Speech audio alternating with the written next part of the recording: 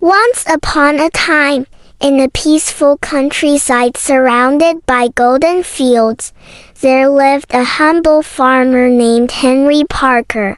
Henry wasn't rich.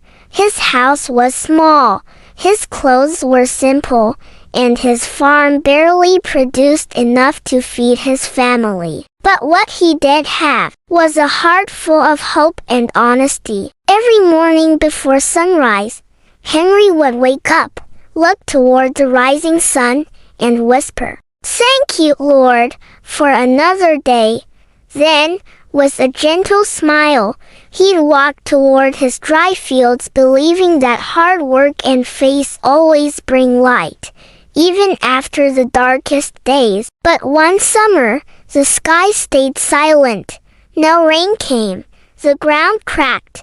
The crops wilted, and Henry's heart grew heavy. He dug wells, carried water from miles away, prayed every night, but nothing changed. One afternoon, exhausted and hopeless, Henry sat under an old oak tree. As he stared at his barren land, he noticed a little bird fluttering near a cracked pot trying to sip the last drop of water.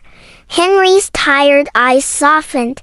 Instead of feeling sorry for himself, he lifted the pot, filled it with fresh water, and gently placed it before the thirsty bird. That night, as Henry fell asleep, a cool breeze swept across the land. By dawn, dark clouds filled the sky, and soon rain began to fall heavy, pure, and full of mercy. Henry ran outside, laughing, crying, and lifting his hands to heaven. His dry fields turned green again, and his heart overflowed with gratitude. That evening, an old traveler stopped by his farmhouse. He smiled and said, "Son, when you helped that little bird, the heavens saw your kindness. What you give from your heart always finds its way back to you." Henry understood.